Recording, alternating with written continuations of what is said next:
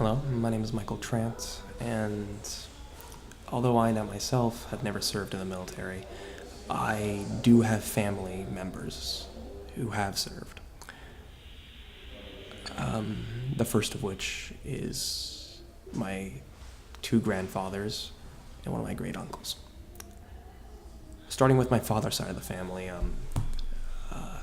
my father's father, or my grandfather, he was a bit of a deadbeat, and I always never understood him.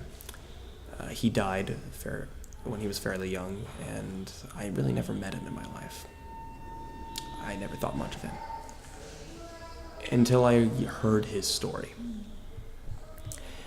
The Second World War comes about, and my grandfather was typical youth at the time, as we all were, and didn't really have a direction in life. The war comes about, he gets drafted, and unlike most people who will claim their grandfather served in the infantry, the airborne, the Air Force, as an officer of some kind, or did some great, brave, heroic actions, my grandfather never got that chance. He was drafted into the Merchant Marines. Now, I know most of you don't know what it is. Very few people do. It's not a crime. But the Merchant Marines, which are essentially the convoy ships that, for the duration of the war, made the journey from the Americas over to England, who was besieged at the time.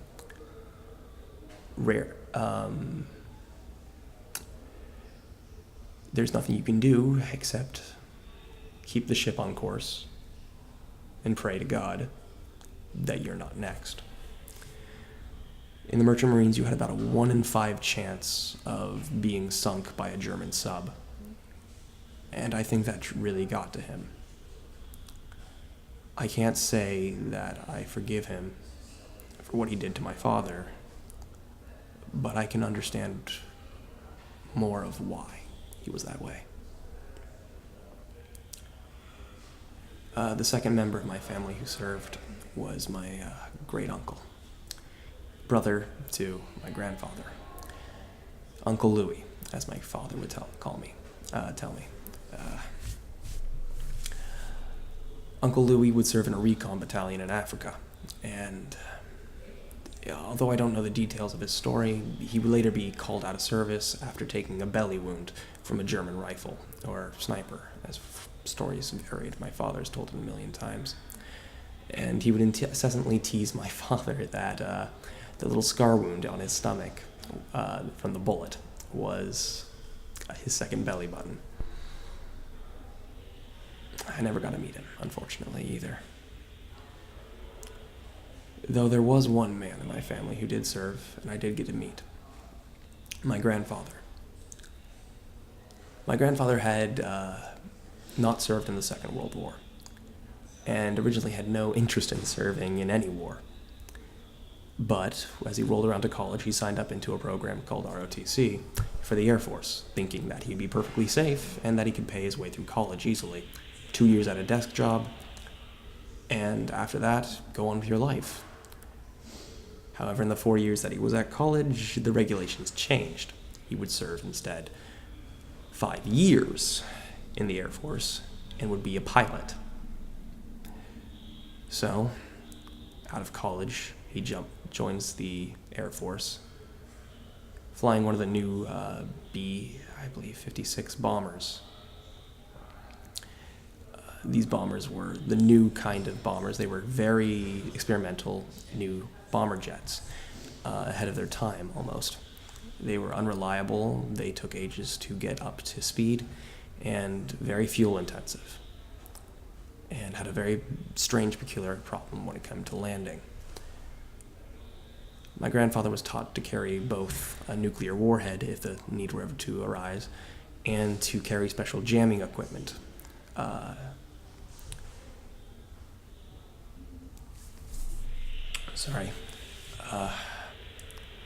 My grandfather joined in a program known as SAC, or Strategic Air Command. And his job in the Air Force was to fly 50 miles in front of the main bomber squadron without escort. These were supposed to be long-range missions, to work as basically a decoy for all anti-aircraft fire.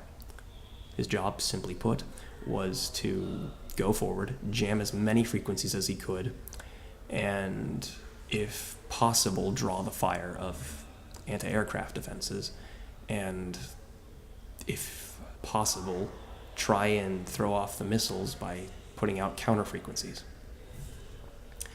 In his 5 years of service, my grandfather had 3 times he was convinced he was going to die.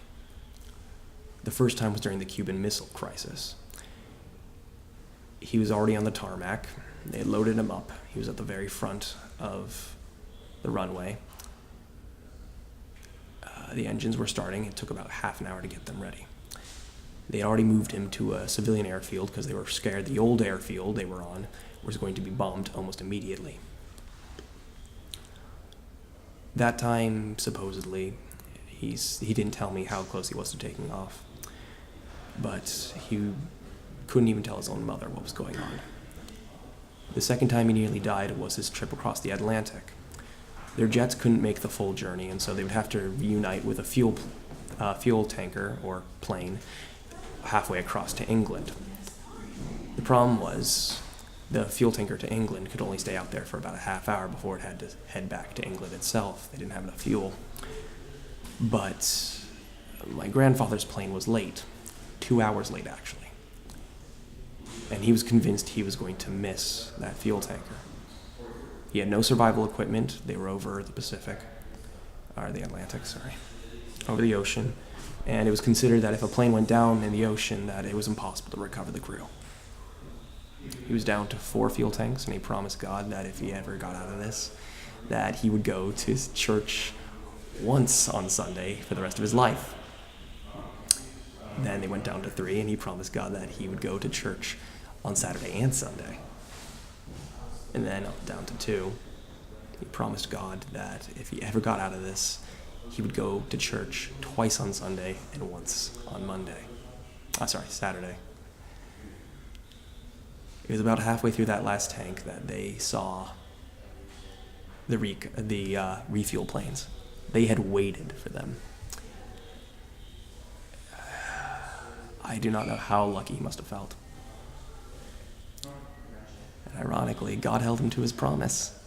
The first job he got out of the military was to play organ at a church. And wouldn't you know it, 1 mass on Saturday, 2 masses on Sunday. The last one is a bit darker, though. It happened the day Kennedy was assassinated. Now, the army had no idea what was going on. As far as they knew, the Russians had orchestrated the assassination and now were planning to declare war on the U.S. My grandfather was in England. He couldn't even tell his own wife where he was or what he was about to do. But he was lined up once more, preparing for a bombing run on the USSR. This was a one-way flight, and he knew it, as after dropping an atomic bomb, there's really not much you can come home to. Officially, his job after his recon plane, his plane went in front of them, and if by any miracle he survived the incoming anti-aircraft fire going over Moscow, he was to land in Sweden on a runway that was too short to take off from again. Or even land. It was barely long enough for that. He was 20 minutes from taking off before the mission was scrubbed. And the terrifying thing was that if he did take off, he was to ignore all orders to come back to base. It was supposedly a threat that it would be the Russians trying to stop them. So yeah, 3 times he dodged death. Thank you for listening. That was my grandfather John's story. I'm glad I finally got to meet him.